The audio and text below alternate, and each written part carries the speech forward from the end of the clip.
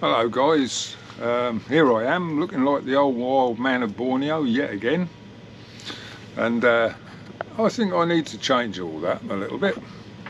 So let's go and change it just like that. That's the beauty of video editing, isn't it? You can get all these effects, you know.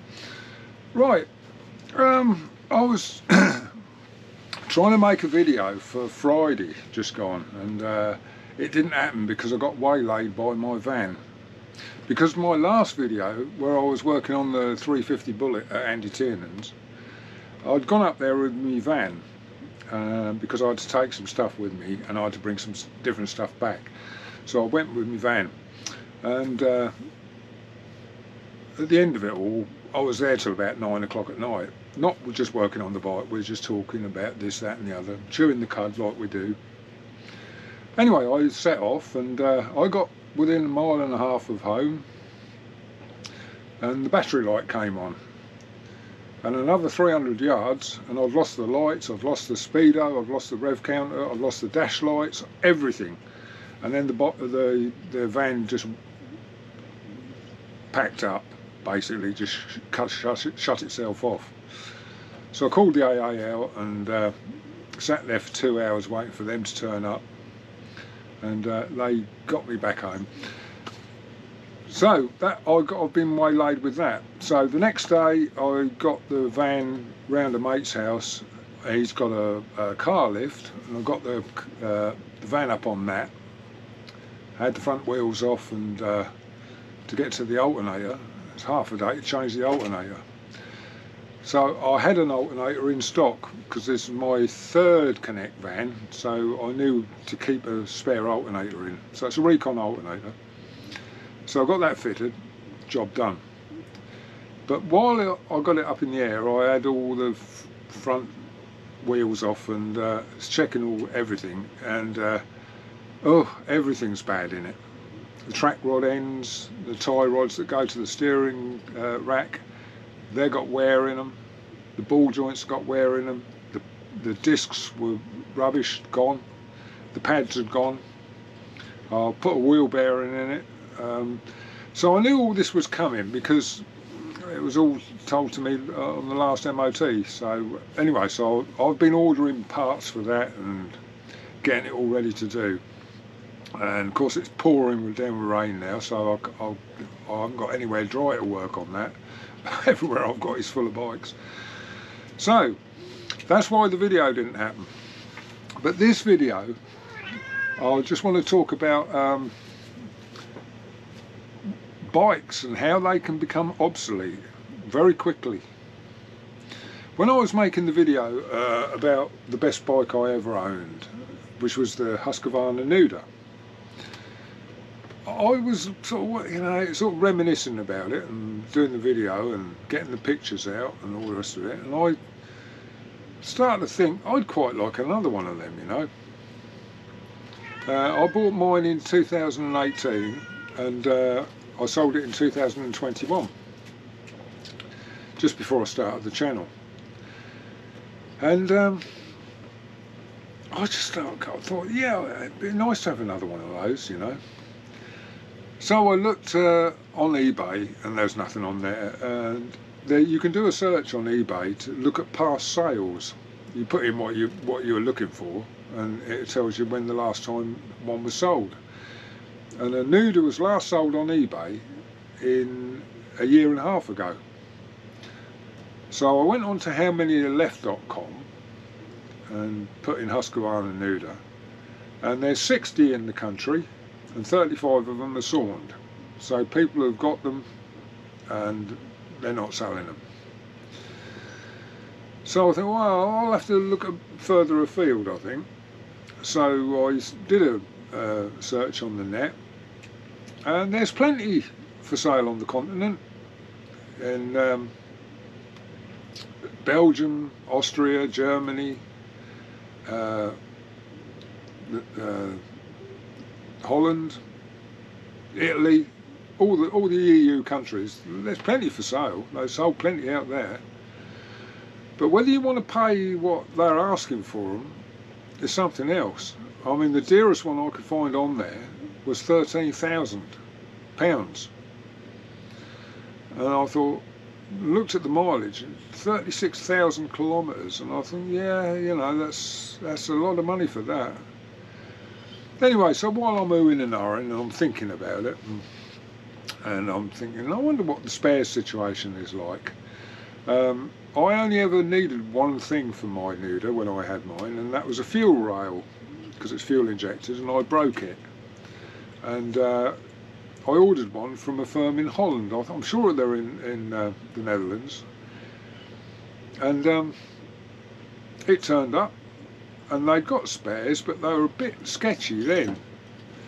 But I found them again on the net and looked them up, and they hadn't got hardly anything for the 900 Nudas, anything. They've got a clutch, and they've got a wiring loom, and they got no, you know, you might get the odd seal or something like that. But they're advertising the largest stock of Husqvarna spares in the world.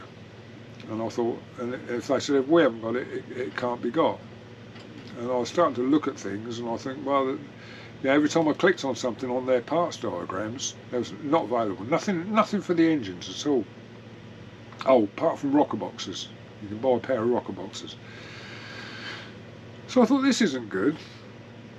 So I thought, I know what I'll do. I'll phone the Husqvarna dealer up. So I phoned them up, and they're a big dealer, and said, what do you do for the Husqvarna Nuda? And he said, absolutely nothing. It's a discontinued model, and we don't have any spares for that whatsoever. And he said, and we don't have access to any either. And I thought, that's not good. No. They said, the only thing I can do is point you to Husqvarna. So, more searching, and I got Husqvarna's head office and phoned them and said, you know, I've got a Husqvarna Nuda. I know I haven't, but I just, you know, saying that I have. And I said, I'm looking for some parts for it. What can you do? And they said, no, we don't stock anything for that model. Nothing at all, not a thing. So I said, the only thing I can do is point you to KTM, because they bought Husqvarna out when the Nuda was being made. So I find KTM's head office, and I phone them, and there was another job trying to get somebody to speak English, because I don't speak German or anything like that. Anyway, eventually they got me through to somebody who could speak English, and I said, the Husqvarna Nuda 900 that you made, what parts do you carry for them? And they said, we don't carry any parts for it. They said, it's a discontinued model, and when we bought Husqvarna out, we dropped the Nuda because of it was threatening our sales. So the spares were disposed of. And I said, well, where were they disposed to? He said, to dealers, basically. I said, well, the dealers are not saying that they got anything. He said, well, no, they probably haven't. But it was a very limited production run, 2 years, and you know, we dropped it. He said, the only thing you could do is, because the engine shares quite a lot of components with the F800 from BMW, is speak to BMW, because BMW owned Husqvarna at the time that the Nuda was made. So after a lot of phone calls and waiting, I eventually got through to a head office somewhere in Germany, got hold of BMW.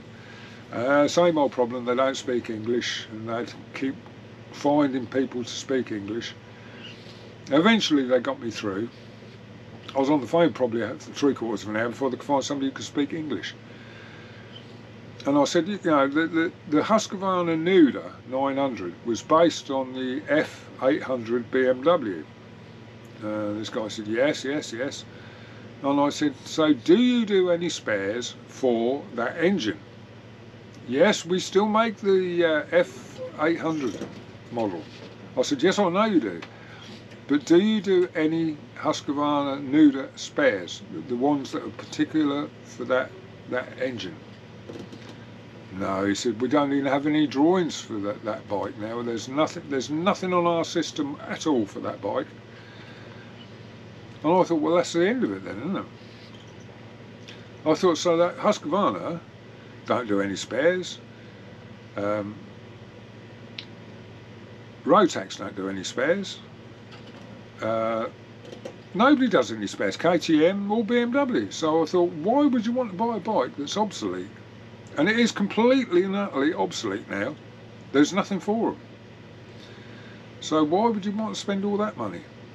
So I'm thinking about it and thinking, I wonder what Husqvarna are making now. So I just went onto their website, and I know they did the 401, which was like a little tiny Nuda, a little 400cc thing. I never paid a lot of attention to them really. And then they did the 701 as well, and that's been discontinued. What they've got out now is the 801.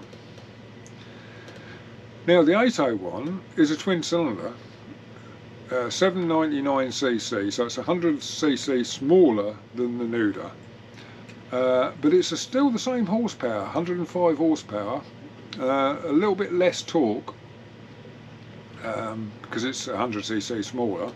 It's 65 foot-pounds instead of 75 foot-pounds, so it's, yeah, close.